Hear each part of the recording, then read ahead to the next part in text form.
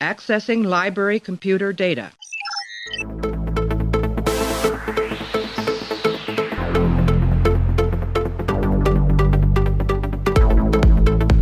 And to make sure history never forgets the name Enterprise. Hey everybody, welcome to the Penske Podcast. You haven't tuned in before. This is a podcast where we are running through all 178 episodes of Star Trek The Next Generation, giving our thoughts and feelings about each and every one. Right now we're up to Season 3, Episode 23. This one's called Sarek. It was directed by Les Landau. Teleplay credit goes to Peter S. Beagle, and the story credit goes to Mark Cushman and Jake Jacobs. Those are some ridiculous names that are involved in the production of this one. Anyway, we're going to be joined by Modi Operandus to talk about this one. It's the one where Spock's daddy comes back to the Enterprise. It's called Sarek. I believe I see the flaw in your logic. You are reacting to their overprotective attitudes toward me. They are somewhat emotional concerning my age. Surely Sakath cannot be influenced by emotion. Am I to be blamed for the judgment of a child? Sakath is young and inexperienced. He erred in his assumption that I needed help. But you needed his help at the concert. Or is there possibly some other logical explanation for what happened that night? What happened? I saw you crying. I did not cry. I was there. I saw the tears. You exaggerate, Captain. I recall only one tear. So you were emotionally affected by the music. That is not possible. You still haven't answered my question, Sarek. Is it logical for a Vulcan to cry? It was late. I was fatigued, nothing more. The Logarans trust only me. They will not meet with any other member of the Federation. I must be allowed to complete my mission. There are no other logical solutions. No other logical solutions? But, Ambassador, there are always other solutions. You have said so yourself many times. What I meant was that Sarek, a Vulcan, would never be afraid of looking straight at something he did not want to see. I warn you, your efforts to discredit me will not succeed. Sarek, a Vulcan, never confused what he wanted with the truth. I will not be spoken to in this manner. I hear anger in your voice. It would be illogical for a Vulcan to show anger. It would be illogical. Illogical. Illogical. Illogical. Welcome back to the podcast, Mr. Modi Operandus. How are you? I am good. Good. We're here to talk about Sarek today. Sarek, one of the, what is this? It's the 23rd episode of Season 3. We're getting there. We're getting close to the end. Any sort of overall thoughts about Season 3? I know you've been a little bit all over the place with the episodes I gave you so far. Yeah, but on the whole, I think I said in the very first episode we recorded for Season 3 that it's getting very watchable, and like this is like a perfect example of a great episode, I think. Yeah.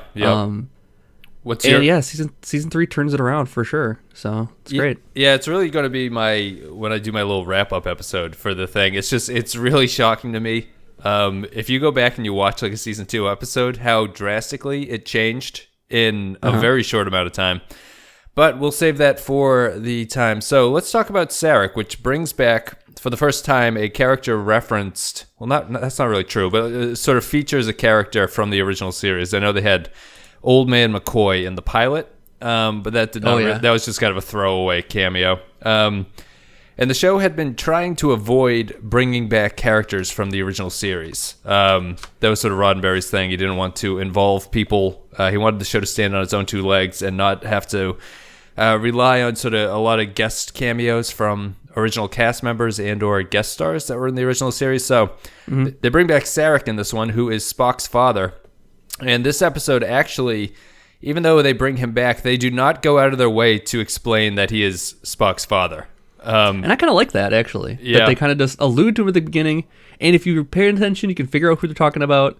He says, it's a credit to the fans of the show, basically. Yeah, I think he says Spock's name once, or Picard says it when he's doing his little thing at the end, which we'll get into. That is the only mention of Spock, and you have to sort of be a fan because, as you're saying, he mentions it early, but it was only he mentions his son's wedding. Picard mentions going to Sarek's son's wedding. He does not say Spock though. And if you're paying attention, you realize that he mentions Amanda, who is Sarek's first wife, she makes an appearance in the original series episode that features Sarek. But this is his new wife because he obviously outlived his first wife because the Vulcans lived for a long time. So the basic plot line for this one is Ambassador Sarek is on his last mission for the Federation. where he is going to negotiate some kind of agreement between the Ligarians and the Federation. And this is his last hurrah. He's going to walk off into the sunset after this. He's been working on it for 100 years. It's slowly revealed that he is suffering from something called Bandai syndrome, which basically causes the repressed Vulcans to start expressing their emotions in a very poor way, and it's really just sort of a stand-in for Alzheimer or dementia. That's what I was thinking too. I wrote that down. It's Vulcan Alzheimer's, basically. Yep. And so he's sort of losing his mind, and because the Vulcans are also telepathic, his uncontrolled emotions are sort of leaking into the crew, which causes a lot of people to get into arguments and fistfights in one case. And then Picard agrees to mind meld with Sarek at the very end of the episode to give him the sort of mental fortitude to get through the negotiations so that he can do that, and Picard has to suffer through what we're told are intense Vulcan emotions. And quite obviously intense Vulcan emotions based on Stewart's performance there. Based on that reaction. And then they just sort of have a nice little touching ending, and they go off on their separate ways. So what, Modi, do you think are your general overview or general thoughts about this episode? I think this episode's fantastic. There's a lot of great. I don't care for the assistants too much. So the one guy's a little smarmy. The Vulcan guy's a little bit better, but the performances are pretty good for them. Sarek's performance, I don't know if the actor's name, unfortunately, but it's Mark great. Leonard is the actor. Mark Leonard, okay. Yeah, he's great. And Stewart's performance in this is fantastic too. So yeah, it's a really good episode. Yeah, I forgot about this one. We're sort of at a stretch now. If you've been listening, we had the most toys, Hollow Pursuits, and then this one. Hollow Pursuits was first out of the three. They've been 3 episodes that I've been sort of really surprised by the quality of them, and I think this is the crescendo of that. This is the best episode out of those 3. And they're all really, really strong episodes, and I'm shocked by the car honking in the background, but I'm also shocked by the fact that this episode is so good, and it's one that I never think of as being really good. Yeah. I was like, what is this one I got? When he told me I was doing Sarek, I was like, that sounds familiar. That's Spock's dad, I know that. But I was like, I don't remember anything else about it. Yep. I started watching it at the very beginning here. It's like, is this an imposter situation? Because they're trying to sequester him away. Yes. And it's very suspicious right from the outset. Yep. And it's like, is this an imposter situation? Because from the get-go, Picard seems suspicious of the whole thing. That's my... sorry to interrupt, but that's my one thing. I don't know. I think the one problem with the episode is to make dramatic tension, they made it more mysterious than it really needs to be. Yeah, a lot of confused looks throughout, a lot of scenes ending on confused looks, I think, is how the first act of this is described. Well, but I mean, why I can sort of understand the assistants not being willing to explain that he's suffering from this, but I don't really understand why. Well, the one guy seems to be aware of it, the other guy doesn't seem to be aware of the condition. Oh, the human? The guy that they first talked to, the human, does not seem to be aware of the condition at all. Okay, that makes sense. At first. And then they kind of reveal it that the Vulcan here has been pulling the strings here and protecting him. Yes. And the human just understands, he's tired, he's old. But it's something more than that, yeah. Yeah, it's I think I agree with you. It's funny too how it seems like quite a few humans buy into the Vulcan way of life and try to live because Sarek has married 2 human women, and this Kai guy seems to be human. He doesn't seem to be Vulcan.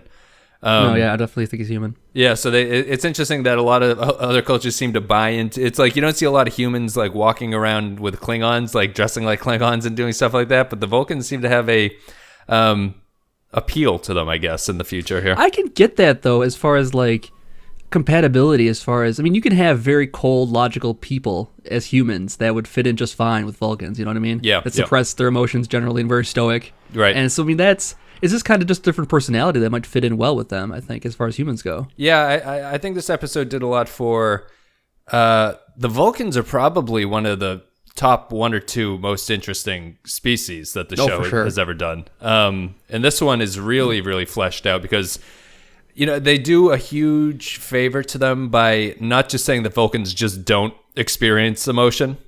Yeah. That's a good point. They could have easily done that, and they would have been much less interesting. They needed to reiterate that during the show because I was like, oh yeah, because I was thinking, Vulcans don't have emotions. Why is he getting so angry? I was like, wait, no, they reiterate in the show and they remind you that they do have emotions. They're suppressing them constantly. Right, and that they're. And I'm glad they reiterated that for sure. Yeah, and that they're so their emotions are so intense. That's the reason that they developed this logic thing, because they actually can't get anything done because they're way too emotional.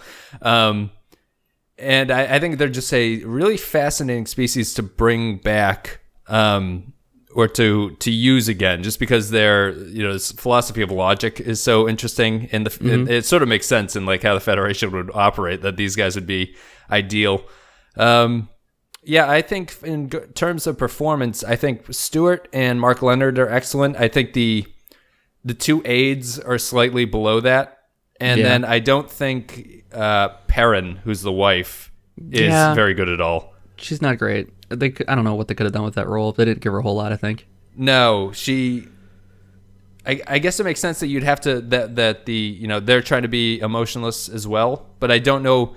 I feel like she should have been a little bit more emotional regarding her husband is getting sick. You know what I mean? Yeah. I think she's aware of it though too. Like she's been aware that he's getting sick, and like comes to terms with it maybe. Yeah. Because she had to have known. I mean, there's always the chance that he'll outlive her, kind of thing, because they lived to be so long. Yep. As it's the second wife and all that, so she's aware of the whole thing, that it's like their timelines are all kind of not going to match up no matter what. Right. So. Yeah. She's sort of. You have to buy into a lot when you are a human who marries a Vulcan, I guess. Right. Exactly. You got to be pretty understanding and pretty. Just get that things aren't going to be expressed that are known, and she says at the end like that. Picard reminds her that he loves her, and she says, "I know that." Yeah. Like I always known that. It's fine. Yeah. He doesn't have to say anything. Thanks, Captain. It's cool. Thanks, great. Thanks for recruiting in our lives and having all these emotions for me now, technically, because you just spent the last 2 hours probably in love with me. Picard should do that. Sarek really likes that thing you do with your tongue, where it's just like, oh. He just leads in for a kiss at the very end when she's gonna teleport her. So, I wanted to say there was. Generally, this episode is really liked, and we can get into why, but I did want to start off with the Tor.com guy who did his rewatch of this, who I'm finding to be the most different from my point of view, and he seems to have he certainly has his own opinion about things. He was not crazy about this episode, and he said that the sci-fi of the anger getting transmitted to the crew was hokey. Yeah, okay, fine. You agree with that? I would agree with the whole thing. It's like, oh, well, they're telepathic. They can transfer their emotions. Yeah, okay. It's a plot contrivance, I think. I mean, have they really proven telepathic abilities besides the mind meld thing? No, they very seem to much be in the more show. limited in it, yeah. Yeah.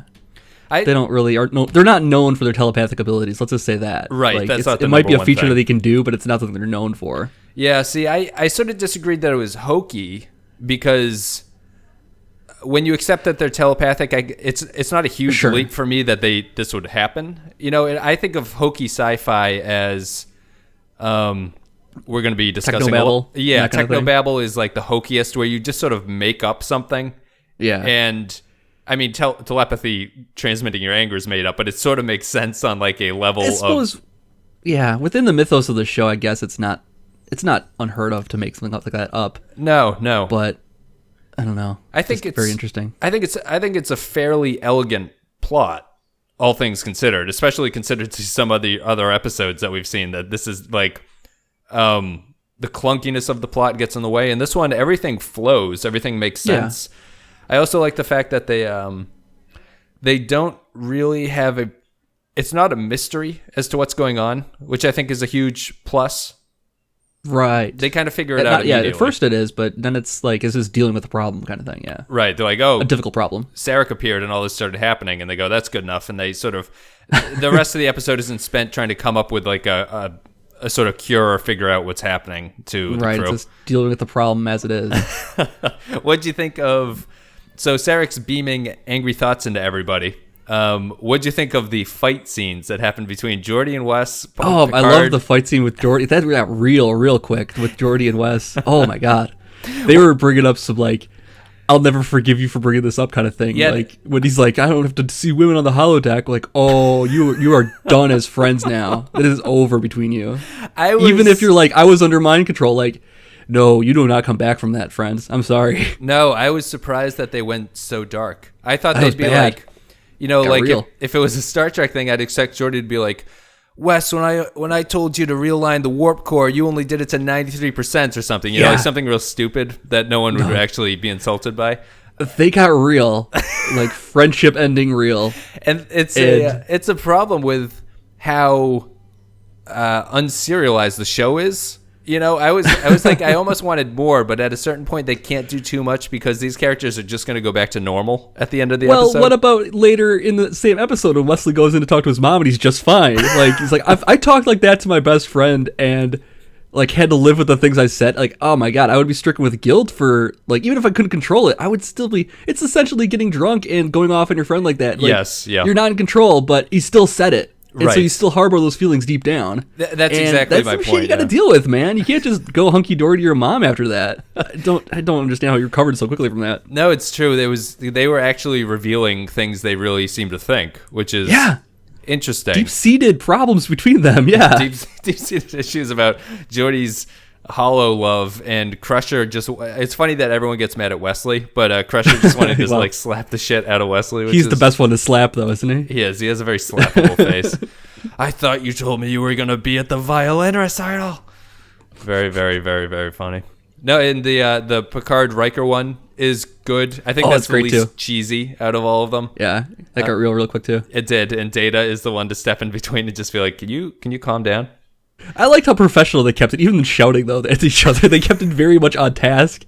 And whereas, Wesley and Geordi were getting all real personal, they were just like all about like, I say one thing, I say another thing. Yes. Like it's very chain of command was basically the argument of like, you don't tell me what to do, I tell you what to do. Yeah. And they calmed down very quickly. Yeah. I was a little disappointed Riker didn't apologize. I don't know why Picard took all the responsibility. I picture the resolution after that scene ends. It'd be like talking to Dave, like, yeah, I told him. You see me win that argument? I told him. Did you see how I yelled at him? That's Yeah, how you like see that? that? I'll yell, yo. He's still afflicted by the emotions at that point, I'm sure. The other sort of character interaction here that got me thinking is I'm a little bit surprised by the reaction that Vulcans have to Data, and I feel like they should be much more infatuated with Data than they are. He's like the perfect specimen of their species, I would say. Like, he's like, oh, he has no emotions, it's pure logic. They should get along just fine. Yep. And I was a little bit disappointed that the scene between him and the Vulcan assistants weren't more of a logic argument, which would have been kind of interesting to watch between the two of them. Well, I like the logic argument between Sarek and Picard later. That was pretty good. Yep. Yeah, something similar along those lines. Yeah, where Data could have done that same kind of thing, though. he did. He could have. And the guy sort of admits that he's wrong and he's been like illogical. I think I might have just been expecting a little bit too much or something. I'm not sure the first Vulcan assistant was the best Vulcan actor. Yeah, he did all right for me, I think. He did. He served his purpose and got out of there, and that was the end of it. But yeah, so I mean, this episode really just sort of builds towards this ending sequence, which starts, I think, with Picard sort of alerting Sarek to the fact that he thinks he has this syndrome, and Sarek sort of buying into it. Sarek tries to argue against him, where they have the scene where Picard and him sort of get into a yelling match, and Sarek starts screaming, "Illogical, illogical, illogical." Yeah. What'd you think of these scenes that are bringing to the end? The Picard Sarek scene is fantastic with them, trying to like argue logically, emotionally, kind of thing. Like, it's impossible to like, I don't know, like like for him to admit he's got a flaw, kind of thing. He can't do it, and trying to like logically convince somebody there's something wrong is kind of an impossible task, and I think they did it pretty well here. How he kind of just loses it. It's like almost like a courtroom scene. It when is, the defendant or the person on the stand finally cracks and like admits their guilt or something like that. Like it's kind of like that almost. Yeah, I'd agree with that. It's I did like the just like sort of shooting down his like, your argument, Captain, is illogical based on circumstance or whatever. Like your entire argument is based on coincidence, which is an interesting sort of thing, and Picard can't not prove that, but ultimately turns out to be true. It's a tough thing to do. I think Leonard did a fine job. It's the sort of shifting between emotion and logical. I don't know if they could have played that up a little bit more. there's no moment where he's like, why was I just yelling? You know what I mean? Yeah. Which seems a little bit detached. Yeah, I mean, I guess he seems... I don't know. I guess I've had great-grandparents, that kind of things with Alzheimer's and that kind of thing. Like, Yep, same with my... and you kind of... They don't realize anything's wrong, ever. You know what I mean? No, like, that's so I think totally in that true, regard, yeah. he played it pretty well. Yep. In that he is yelling. He may or may not realize it, but it doesn't actually register with him that he's angry. Kind of thing. Yeah, that's true. It's probably more... It's better if you make the analogy that it's Alzheimer's. It makes more sense. Yeah. In the show, it's kind of hard to get because it's basically just saying that he's just losing control of his emotions. So it doesn't explain why he still seems to be able to recognize what's going on in the show, which is kind of a problem, that he doesn't realize he's getting angry and he doesn't seem to think it's a problem. If you do, make it an analogy to Alzheimer's, I think it makes a lot more sense, or dementia or something like that. So yeah, that's a good point. So they mind meld. Picard gives his inner strength to Sarek, who is able to do his sort of negotiations, I guess. And then Picard sits in his room with Crusher, and does probably his best scene to date in the show, I would think. It plays very much to his strengths as an actor. It's very Shakespearean.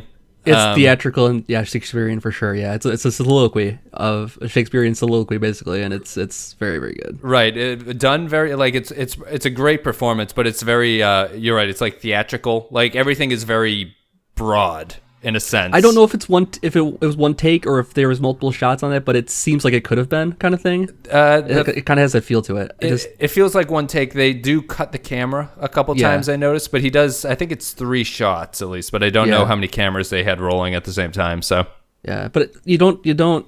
I don't know. You don't notice it almost because it's such a compelling all the way through. I think it is. I think it's great. It's great cam work. A lot of close-ups of Stewart's face. He does a great job. He's basically just going through every bit of Sarek's emotion. I thought the writing in that was really good. Of the very Shakespearean line, I'm so tired, there's nothing but dry bones and dead friends, which is a super Shakespearean line. He's going through this thing. He's sort of lamenting the fact that it's all the pent-up emotion. Sarek's very frustrated that he's losing control. He's dedicated his life to the pursuit of logic, and this sickness is taking it away from him. Again, the Alzheimer's thing. He goes on about how much he wants to feel, but his life has been lived as Vulcan. He can't feel. Goes on to his wives and his son Spock. The only time they mention Spock, just saying that he loved them and he could never express it, but he wants them to know it. And then Picard just sort of breaks down at the end of it. I think it's a terrific scene. It's probably it is great. Yeah, it's hard to describe. It's you're going to hear the clip. I'm obviously the clip of that is going to be one of the clips in this episode. But it is a fantastic acting display by Patrick Stewart, and Crusher does fine. And I mean, she does a perfectly good job in her role as sort of the other Shakespearean actor who's listening to the soliloquy. This is like such a good example of something that Star Trek can do based upon the characters it's created and the race it's created and the lore it's created that really no other show can do, I think. Like, I was just thinking of like how the Vulcan, like how Sarek's, mind, he can't express the things that he wants to express. He finally is a conduit to someone who can express that for him. Right. Yep. And it actually shows you what that would look like. Yes.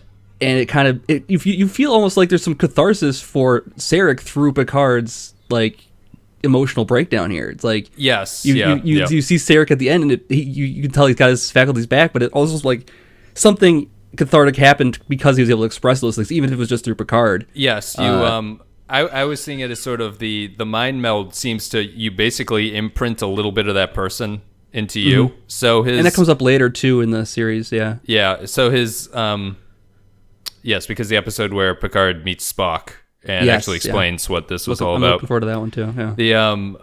Yeah. So I assume that a little bit of Picard's best qualities, which would be his sort of like dignity, have reinforced back into Sarek at that point. And Sarek has the line, "The best parts of us is now going to live forever" in the other. They're just they're it's a touching little ending scene. I think it's a great little episode, but I think it really just highlights how cool the Vulcans are as a concept. It's really cool. Right? Just the the live long and prosper. The little hand with the split fingers is like very it's cultural icon at this point. Yeah. His wife, Picard explains, as we mentioned before, that he's always loves you. She says she knows. I just think it's really, really great. It's hard to just sort of go on and on about how wonderful this is. I think anyone who considers skipping this episode should reconsider it. That's basically. Yeah, I definitely would say that if someone wants a good representation of what this show can be, and the acting chops of the characters, the actors involved here, this is a great example. So I was. Can you? This is like high praise for Patrick Stewart. Who else, if Patrick Stewart was like sick and couldn't do this scene and you had to rewrite it, what actor could pull off that scene? Could any of them? I don't know. I would say Frakes might be able to do okay with it. I would give it to him. I think he's my fallback, just because I think everyone else is really like Worf is impossible, right? Just because of the character outside of Michael Dorn. Give it to Data. Yeah, I know, just Data. It's just like I am very angry. Give it to Wesley. Yeah. Oh my God, no. Too much whining. He might be. It's just him crying the entire scene, basically. He might be the worst, but yeah, it's tough. You couldn't give that to anybody else. Which is really brutal. Mm-hmm. So what would you say is the worst part, or what bit would you try to improve if you had to for this one? They arrive at the mind meld plan pretty abruptly. Yep.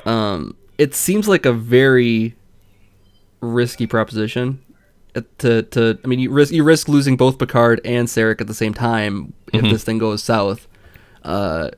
If it doesn't go to according to plan, and then you have this whole diplomatic mission thing. I mean, you don't really. I guess it's just kind of a MacGuffin, the diplomatic the conference going on. Yeah, because you never even meet the Ligarians or whatever they're called. I want to know why they need to pool slime. Is what I want to know. In like it's intriguing, and I want to know why. In like disco lighting, why it has to be like in pink lighting. Disco lit slime. I don't know what they look like. They're definitely just a MacGuffin to kind of keep it. The show at least is an interesting MacGuffin, though. Like, it makes me ask questions that aren't ever going to be answered by anything, because they're never this race isn't ever coming up again, and they can just throw whatever they want at the wall here. Yeah, somebody write a fan fiction about this conference, like from their perspective or something. How did it go? Right. It's I don't think it's a huge problem. This is like something that doesn't need to be fixed, but it does. The stakes as to why this is important, could be fluffed up a little bit. Yeah. It seems like Sarek seems like it's his entire life has been leading up to this conference kind of thing. It's like, what? Really? Right. Like, yeah. This is your culmination of 100 years of work? What's so important about this kind of thing? And Picard in the long tracking shot at the beginning where he's just delivering exposition, like explaining everything that they're doing. He just says, it would be like, it's highly advantageous to get a relationship with this alien race for whatever reason. Great, yeah. So that's. I mean, the later stuff with Spock trying to broker peace with the Romulans seems like a bigger culmination of your life's work. Yes, yeah, that seems like a culmination. Whereas this seems like you're gonna meet some weird slime creatures. Yeah, and try to get them on your side somehow. I don't understand. Who can either do something or are very good at something. Yeah, like to me, it actually make it important or something. It doesn't come and across. I want to make it clear the walls must be bare. Yes. No chairs. Okay. They fucking hate chairs. Take every single goddamn chair out of here and get these wall hangs. What at least it's interesting though. Like, I don't know if it ever comes up again. The slime room never comes up again. So I mean, so far we've seen in the show the slime room. They have the fencing area that has never been seen again, which is not a holodeck for some reason. Yeah, that's right. And there's probably one or two other of these weird things I can't think of now. But if anyone wants to remind me, write it in the comments or send me on Twitter. Are you talking about the dojo where Riker fights his father? Oh, the dojo. That's right. Yeah, you were in the phaser range, which we've seen once and have never seen again. So there's all these rooms that serve a very small purpose and seem to take up a lot of space. I look at that ship. There's a lot of stuff they're not covering because there's a lot of sections of that ship that don't make sense to me when I look at it. Yes. Like there's that narrow section in the middle. and then it goes down to the fatter section at the bottom. It's like, what's in that middle narrow section? I always like, wonder how the turbo lift works. Like, does it just shoot around everywhere? Like, does it yeah, just, right. Or do you It have doesn't to seem get like on? there's any spot that's like an elevator shaft could safely fit through to go over the decks. Yeah, Maybe don't at the very back. I don't know. Doesn't make any sense. don't let me forget about the turbo lift, because in our next episode we talk about it. I do want to mention the turbo lift. But Okay, sure. I don't really have anything else to say. I think this episode's fantastic. Did you want to add anything else, or do you have anything you want to No, discuss? I think we could go to scores here. Yeah, so I'm going to play an audio clip. Right after that, me and Modi are going to come back and we're going to give our ratings for Sarek. No! It is wrong. It is wrong! A lifetime of discipline washed away, and in its place...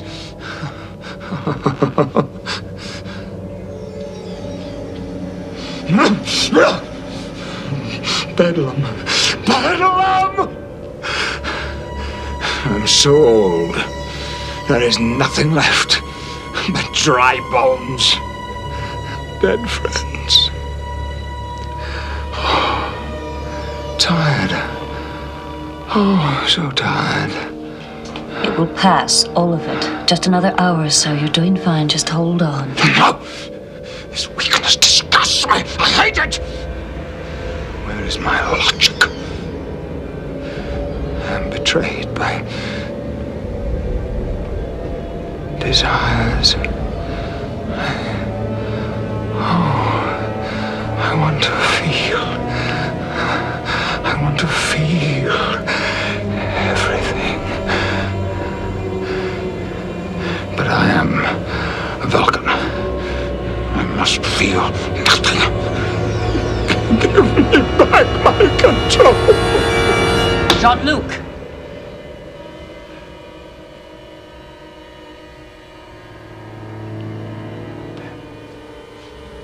Herod.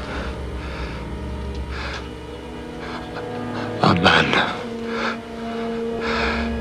I wanted to give you so much more. I wanted to show you such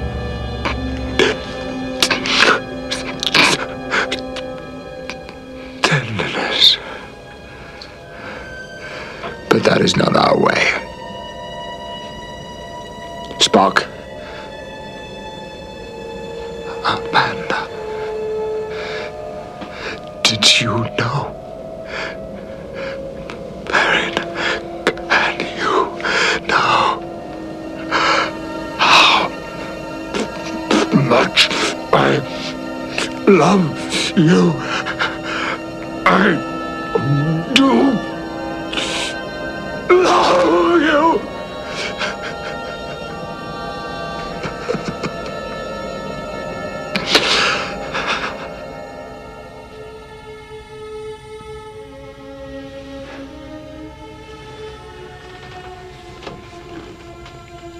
Beverly, I'm here, Jean-Luc. I'm not going anywhere. it's quite difficult. The anguish of the man. Despair. Pouring out of him all those feelings. The regrets. I can't stop them. I can't stop them. I can't. Don't even try.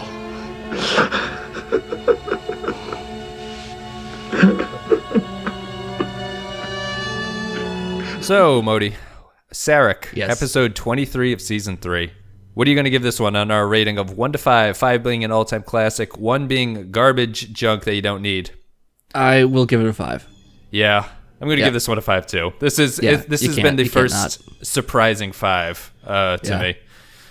You want to justify? You want to say where you think this Like sits? I think I said it earlier that like if you're trying to introduce this show to someone, show them this episode. If they don't, even if they have like a passing idea of what Vulcans are and that kind of thing, like I think this is a good example of what the show can be, and like the way the different kind of races and that kind of thing come together, the different kind of problems they can deal with. This is a very Star Trek kind of problem. Yep. Even the fact that they introduce emotions which emotions have been lacking in season 1 and 2 altogether. Yes. Yeah. They find a way to get it in there finally, which I appreciate too. So this is like, you could get through the cold season 1 and 2 if you could see the emotion that can come later, maybe. Yeah, that's very true. This stands in huge contrast to those early season episodes where just no one felt anything. Yeah. And it kind of does a parody of that in the arguments that people have here, where everyone seems fine after they like brutally insult each other. Yeah, everyone's cool with it. Everyone's fine. They're pros. They're total pros. But it's I think it's just an outstanding acting piece. I think you're 100% right that this is like a quintessential Star Trek episode. The only thing you need to know is Vulcans, and I think Vulcans are at a cultural point where everyone knows what they are. It's in the collective zeitgeist. Yeah, I think everyone knows it.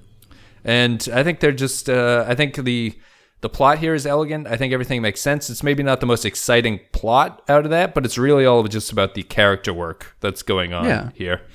And I agree. I'm also going to give it a 5. It's a surprising 5 to me. I did not remember this one being a 5. I thought it's excellent. It's very moving at the end.